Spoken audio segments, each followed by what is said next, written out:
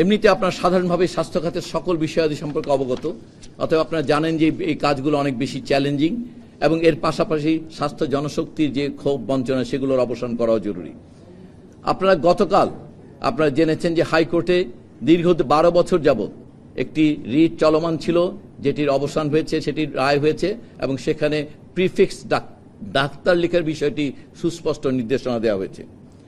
এবং আপনারা সেটাও জানেন নিশ্চয়ই যে রাষ্ট্রপক্ষের পক্ষ থেকে অ্যাটর্নি জেনারেলের উপস্থিতির মাধ্যমে আমাদের এই অন্তর্বর্তীকালীন সরকারের আন্তরিকতা স্পষ্ট হয়েছে এবং যার ফলে 12 বছর যাবৎ এই চলমান রিটটি অবসান ঘটল।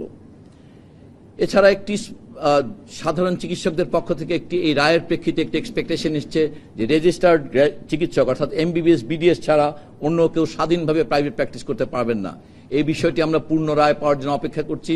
পূর্ণ রায় পাওয়ার পরে এটা আমরা আইনি পরামর্শ করে কাদের মাধ্যমে কি ভাষায় প্রজ্ঞাপন জারি করতে হবে সেটি আমরা নির্দিষ্ট করব। আরও একটি কথা এসছে যে কোর্স কারিকুলাম সংশোধন ম্যাথসের, আমরা এই দাবি গতকাল তোলার না, 29শে জানুয়ারি আমাদের স্বাস্থ্য শিক্ষা অধিদপ্তর থেকে কোর্স কারিকুলাম সংশোধনের জন্য একটি কমিটি গঠন করা হয়েছে, যে কমিটি ইতিমধ্যে একটি সভায় বসেছেন এবং তারা সংশ্লিষ্ট সকল পক্ষের মতামত সংগ্রহ করে একটি বিজ্ঞানসম্মত বাংলাদেশের উপযোগী এবং একটি গ্রহণযোগ্য কারিকুলাম প্রণয়নের প্রক্রিয়া চলছেন। আমরা আশাবাদী যে একটি যুক্তিগ্রাহ্য সময়ের মধ্যে তারা আমাদেরকে প্রতিবেদন পেশ করতে পারবেন। চিকিৎসকদের নিয়োগ প্রসঙ্গে একটি কথা এসছে যে অনেক চিকিৎসক নিয়োগ করতে হবে। আপনারা জানেন 45, 46 এবং 47 এই 3 BCS এর মাধ্যমে 450, 1682 এবং 1331 জন চিকিৎসক নিয়োগের প্রক্রিয়া চলমান। তারপরও প্রত্যন্ত অঞ্চলে চিকিৎসকের অভাবের কথা বিবেচনা করে আমরা জরুরি ভিত্তিতে একটি বিশেষ BCS এর মাধ্যমে 2000 চিকিৎসককে নিয়োগের বন্দোবস্ত নিয়েছি এবং সেই জন্য জনপ্রশাসনকে গত 9/3/2025 তারিখে আমাদের পক্ষ থেকে অনুরোধপত্র পাঠানো হয়েছে।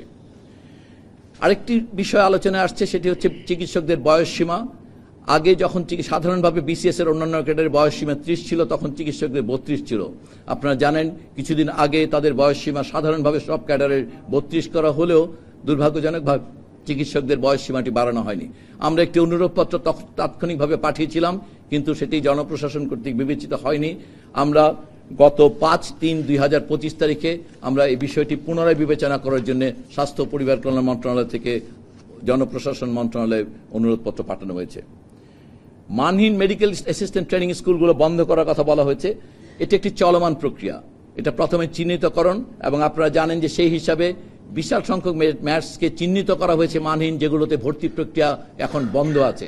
কিন্তু সেগুলোতে ইতিমধ্যে ভর্তিকৃত ছাত্রছাত্রীরা যতক্ষণ পাস না করবে ততক্ষণ সেই স্কুলগুলো বন্ধ হচ্ছে না। অতএব একটি বিশাল সংখ্যক ম্যাথস স্কুল যেগুলো নাকি চিহ্নিত হয়েছে মানহীন এবং সেগুলো বন্ধ করে দেওয়া হয়েছে ভর্তি, শুধুমাত্র ভর্তিকৃত ছাত্রছাত্রীরা পাস করার পর সেগুলো সম্পূর্ণরূপে বন্ধ হয়ে যাবে। তবে শুধু মানহীন ম্যাথসই নয়, এই প্রসঙ্গে আমাদের মন্ত্রণালয়ের অবস্থান আরও স্পষ্ট। আমরা চিকিৎসা শিক্ষার সকল শাখায় মানের বিষয়ে কোনো রকমেই কম্প্রোমাইজ করতে রাজি নই। আমরা মনে করি যে আমাদের এই শক্ত অবস্থানের ব্যাপারে আপনারা আমাদের পাশে থাকবেন এবং আপনাদের মাধ্যমে আমরা বাংলাদেশের সাধারণ মানুষকে এই মেসেজটি জানাতে চাই যে আসলে এই মান রক্ষার প্রশ্নে আপোষহীন অবস্থানের কারণে যদি কোনো আঞ্চলিক, কোনো পেশাগত, কোনো গোষ্ঠীগত বা কোনো ব্যক্তিগত কারো কোনো সমস্যা হয়, দয়া করে সাধারণ মানুষ এবং এই দেশের স্বাস্থ্য খাতের আগামী দিনের কথা ভেবে আপনারা এই স্বল্পমেয়াদী কষ্টগুলো বা অসুবিধাগুলো মেনে নেবেন। তাহলেই পক্ষে শুধুমাত্র স্বাস্থ্য পরিবার কল্যাণ মন্ত্রণালয়ের পক্ষে এই শক্ত অবস্থান করা সম্ভব হবে। এছাড়া বেসরকারি চিকিৎসা প্রতিষ্ঠানে যে চিকিৎসক কর্মরত যারা থাকেন তাদের একটি পে স্কেল দাবি করা হয়েছে। আসলে তাদের পে স্কেল দেওয়াটি একটি দুরূহ বিষয়, কারণ একটি ইউনিফর্ম কাঠামো নয়। এটি ঢাকা বা বিভিন্ন মহানগর, জেলা শহর এবং উপজেলা শহরের বিভিন্ন চিকিৎসা প্রতিষ্ঠানের চিকিৎসকদের বেতনক্রম ভিন্ন হবে। তবে একটি সর্বনিম্ন বেতন কাঠামো, অবশ্যই চিকিৎসকদের জন্য একটি সর্বনিম্ন বেতনের প্রস্তাবনা আমরা বেসরকারি যে সকল চিকিৎসা সেবা প্রতিষ্ঠান আছে তাদের মালিকদের সঙ্গে আলাপ আলোচনার মাধ্যমে অতি সত্বর আমরা একটি সর্বনিম্ন বেতন চিকিৎসকদের জন্য এবং চিকিৎসক সহায়ক অন্যান্য নার্সদের জন্য আমরা চেষ্টা করব। আমরা আশাবাদী যে আমরা একটি সর্বনিম্ন পে স্কেল নয়, কিন্তু আমরা একটি সর্বনিম্ন বেতন ঘোষণা করতে সক্ষম হব অল্প দিনের মধ্যেই।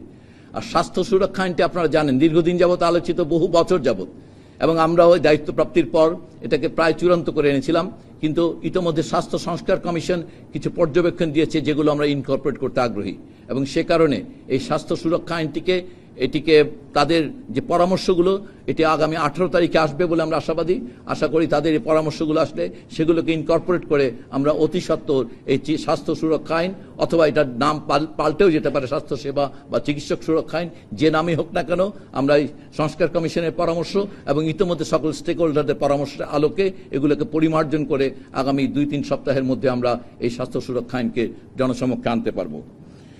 পরিশেষে স্বাস্থ্য পরিবার কল্যাণ মন্ত্রণালয় আমরা বলতে চাই যে আমরা আসলে দেশের 18 কোটি মানুষের স্বাস্থ্যের কাস্টোডিয়ান, এবং সেই হিসেবে আমরা সংশ্লিষ্ট সকল পক্ষের কাছে ধৈর্য ধারণ করার জন্য অনুরোধ জানাচ্ছি আপনাদের মাধ্যমে। আমরা যে শুধুমাত্র চিকিৎসকদের বিষয় নয়, নার্স সহ সকল স্বাস্থ্য সহকারী যে স্বাস্থ্যের যে অন্যান্য সহযোগী জনশক্তি, তাদের প্রত্যেকেরই যে সকল ক্ষোভ এবং পদোন্নতিজনিত সমস্যা ছিল সেগুলো এবং তাদের শূন্য পদে নিয়োগের জন্য কার্যকর ব্যবস্থা নেওয়া হয়েছে। সবচেয়ে গুরুত্বপূর্ণ একটি ব্যাপার, গত 26 বছর যাবৎ স্বাস্থ্য খাতে আপনারা হয়তো অনেকেই পরিচিত যে সেক্টর ওয়াইড প্ল্যান নামে একটি আসলে অপারেশনাল প্ল্যান ভিত্তিক একটি ব্যবস্থাপনায় বাংলাদেশের স্বাস্থ্য কাঠামো চলছিল। এই ধরনের ব্যবস্থাপনার ফলে বাংলাদেশের স্বাস্থ্য কাঠামোতে উন্নয়ন সহযোগী বিভিন্ন ব্যাংক এবং অন্যান্য প্রতিষ্ঠানের অংশগ্রহণটি এমনভাবে ছিল যে এটি প্রাতিষ্ঠানিক রূপ পাচ্ছিল। অতএব আমরা 26 বছর ধরে চলাই স্বাস্থ্য ব্যবস্থাপনায় একটা মৌলিক পরিবর্তন আনার পরিকল্পনা করেছি, এবং ট্রানজিট প্ল্যান হিসেবে আমরা 26 সালের জুন মাসের মধ্যে পুরো স্বাস্থ্য ব্যবস্থাপনাটি রাষ্ট্রীয় নিয়ন্ত্রণাধীন এবং একটি প্রাতিষ্ঠানিক চেহারা দেওয়ার পরিকল্পনা করেছি। আমরা নগরবাসীর জন্য এই মুহূর্তে আপনারা জানেন যে তাদের প্রাথমিক স্বাস্থ্য সেবার তেমন ভালো কোনো কাঠামো নেই, সে কারণে জেনারেল প্র্যাকটিশনার ভিত্তিক একটি রেফারেল সিস্টেম প্রতিষ্ঠা করার পরিকল্পনা করা হয়েছে, এবং যেটি সম্পূর্ণ ডিজিটালাইজড হবে বলে আমরা আশা করছি।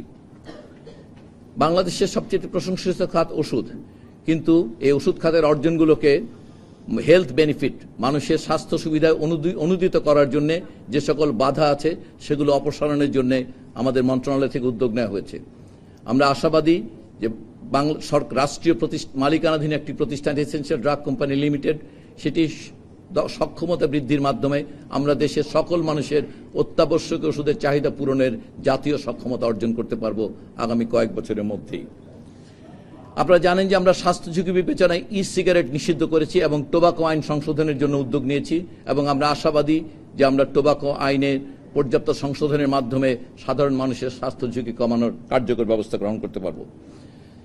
আমরা বাংলাদেশের ইতিহাসে সর্বোচ্চ সংখ্যক সুপারনিউমারি পদ সৃষ্টির মাধ্যমে চিকিৎসা সেবা, বিশেষজ্ঞ সেবার ধারাবাহিকতা এবং মান রক্ষার জন্য 3 পর্যায়ে প্রায় 7,000-এরও বেশি বিশেষজ্ঞ সুপারনিউমারি পদ সৃষ্টি করে বিশেষজ্ঞদের মধ্যে থাকা ক্ষোভ এবং বঞ্চনার অবসান ঘটানোর উদ্যোগ নিয়েছি। ইতিমধ্যেই প্রথম তালিকা জনপ্রশাসন মন্ত্রণালয় থেকে আমাদের কাছে সম্মতি এসছে, আমরা সেটির আর্থিক সংশ্লেষের জন্য অর্থ মন্ত্রণালয়ে প্রেরণ করেছি। দ্বিতীয় তালিকাটি আমরা আমাদের মন্ত্রণালয় থেকে জনপ্রশাসনে প্রেরণ করেছি। তৃতীয়টি এখন অধিদপ্তরে তৈরি করা হচ্ছে। আমরা আশাবাদী আগামী সপ্তাহে সেটি আমাদের এখানে এসে পৌঁছবে।